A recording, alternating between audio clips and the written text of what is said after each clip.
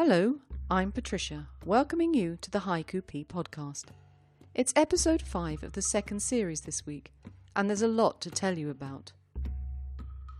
At the moment, there's a bit of a storm happening outside my window, so if you hear rain lashing against the window panes, really sorry, but it adds a bit of atmosphere, doesn't it?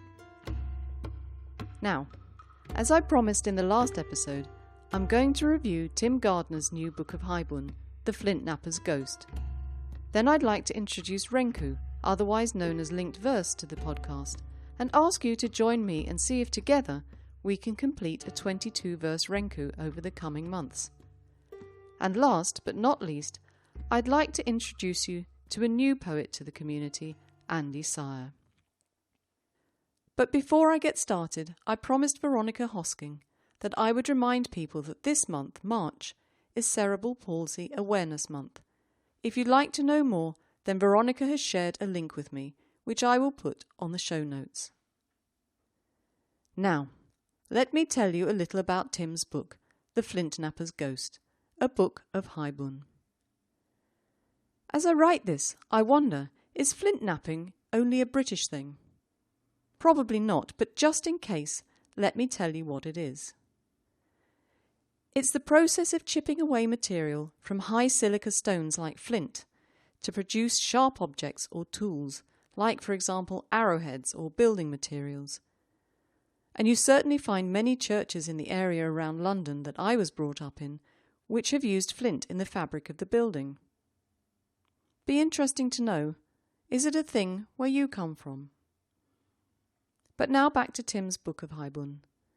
Perhaps before I start, I should make it clear I don't benefit in any way should you go ahead and buy Tim's book.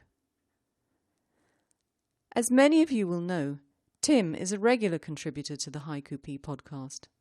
I very much enjoy his work, which so often displays his love for nature. So when I heard that he had published a book of haiku, I was excited to get my hands on a copy. If you're thinking that you have no idea what haiku is, and could not therefore appreciate the work, I'd say to you, don't worry. Tim opens his book with an introduction to the history and technique of the art form, which I think will be sufficient for any beginner. There are 40 haiku in this book, and they cover a lot of ground, from the transition from childhood through to death, and many of the highs and lows in between. Writing haiku, as you know, doesn't really allow you to indulge in the embellishment of a poem as it does with Western poetry. It relies on a certain minimalism in its form to allow the reader to use their imagination. That's not the case with haiku.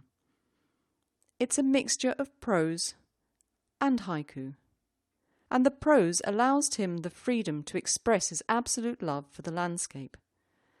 Let me read you a few sentences of his prose, just an example, which comes from the haiku, The Witch's Tree, and I hope you can feel that you're with Tim as I did.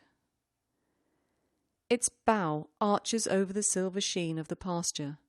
Somewhere in the hawthorn thicket, a gravestone rests on its side. I peer over the crumbling brick wall, barbed wire preventing my ingress into the old churchyard. It's quite lovely, isn't it? But let's not forget the haiku element of the book. It contains many strong haiku, and perhaps I can read you a couple so you can get a taste. Sheet lightning, filling the dark space between memories. Apple blossom, futile confetti bears no fruit. So to conclude, the book flows gently through the haiku, evoking a mixture of emotions and displaying a range of skills that make the book a thoroughly enjoyable read. A book I'll dip into time and time again. Nice work, Tim. And if you'd like to get a copy, I'll put the details of how to buy it in the show notes. So now to Renku, or linked verse. This art form has been around from the days of Basho, who was himself a Renku master. But what is it? Well, in brief, it's the collaborative writing of linked verse. In the days before the internet, people would of course meet in a social situation, but now we have other options, other opportunities. We can go global and can write them together over the internet, which is what I hope we can do over the next few months. Are you up for it? I hope so. For our first go, I would like to try a 22-verse renku. From what I've read, renku in the whole should be thought of as a 3-part piece, much like a concerto or a 3-act play. I like the way Jane Reichhold describes it, like a dinner party. In the first movement, a group of strangers have a stilted conversation as they get to know each other. In the second, the wine has flowed, tongues are looser, there are flights of fancy and laughter and a little bit of nonsense. And in the third movement, things are wrapping up, new friends have been made, and people are leaving. I'll put the rules on the Poetry P website, but this, in brief, is what I'm working with at the moment. The renku takes the form of a 3-line haiku, no more than 17 syllables, followed by a response of 2 lines, no more than 14. Sounds simple enough, but that's when it gets a little bit more complicated. We need to link and shift the verses. So each new verse should link to the previous one. The new verse should shift the renku onto new material when compared to the previous but one verse. How can we link? We can link it through objects, physical associations between objects, space or time. We can link it with meaning linkages, linking words in adjacent verses, perhaps using association, comparison or contrast. And we can use it by something called scent linkages, linking the emotion or the mood. Shifting, I think, is self-explanatory, but what I would ask is that at least in the first movement, the shift is not too extreme. Oh, and another thing, we shouldn't use a noun that's already been used in an existing verse. There will be more, but for today's writing challenge, I think that's enough. So let's get started. I received 2 haiku from Giddy Nielsen Sweep and Robert Horrobin, which I thought would make an excellent start to what I'd like to try and achieve. The first hokku is from Giddy. The second haiku is Robert's, and I've added the 2 2-line responses. So here goes. Cold sun, aging reflections on orange snowflake. The world turns, a half-frozen ball. Over the hill, now I look forward to the sunset. In the valley, footprints in the dew. And you'll find this on the website under the renku heading. So let's deconstruct this a little bit. I've linked verse 2 to verse 1 using object linking, the idea of aging in time and space. Giddy has used the word aging, and I've linked it with the turning of the world. Or perhaps you could also say I've linked the 2 verses using the season winter. Verses 2 and 3 are linked by the association of movement, the world turning, and the person in verse 3 having moved over the hill. Verse 3 needs to make a shift between it and verse 1. This it does by shifting the mood from one of melancholy to one of hope. As we're still in the first movement, or the jo of our renku, we shouldn't be making huge shifts, just baby ones. Verse 4 links with 3, again in physical space. When you go over a hill, you usually find something resembling a dip or a valley. It could also be said to have a contrast in meaning between hill and valley. It's definitely shifted the renku onwards from verse 2. We're in a different physical environment. The world is no longer frozen. It's damp with dew.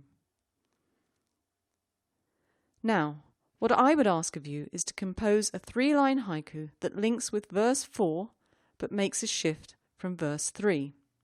Oh, and it should also make a reference to the moon. Apparently that's a rule for verse 5. The deadline for your 5th moon verse is the 31st of March, please. I'm looking forward to reading where your imagination takes you. If you need help, just email me. This week, I'm pleased to introduce a new poet to the podcast, Andy Sire. I thought it would be a good week to introduce him because Andy is a writer of solo linked verse. He is now retired, but he's done some really interesting jobs in his time. The one that excited me was private investigator, probably because I have some romantic notion of what that entails through reading all those crimies that I read. He's often very philosophical in his approach to his writing, as we'll see during the year. And it's little wonder, because he's read the works of many of the ancient philosophers. He wrote me a piece which explains his attitude to haiku. Precise and direct, in the rhythms of haiku, my thoughts are expressed. But today I'd like to give you a sample of his linked verse, which is inspired by his time in the Marines. And I'll add a link to his blog in the show notes so you can read a bit more. The piece is called Bird Dog. Ageless cautions sent to the wise and the foolish, forethought, afterthought. Awareness on the embracing random resolve of fate's 3 sisters.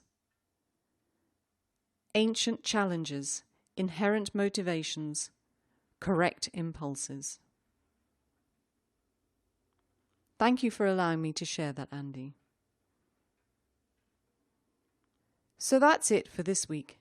My thanks to Tim Gardner and Andy Sire for featuring this week, and to Giddy and Robert for letting me use their haiku to start what I hope will be a 22-verse renku. But of course, that can only happen with your help. So please, have a go and send me your moon verses by the end of March. Thanks as always to everyone for sending me their submissions.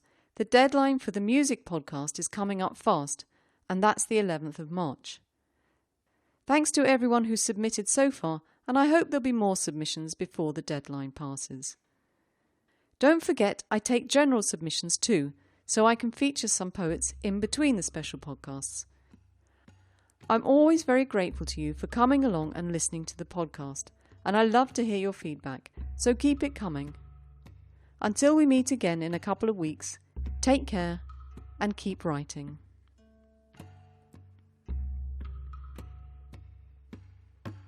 Don't forget there will be links to all the bits and pieces I've mentioned on the podcast today. If something's missing, just send me an email or tweet to me at @thepoetryp and I'll sort it out. And just another thing, if you're on Instagram, please follow me and I'll follow you back. You'll find me at plogic. Ciao!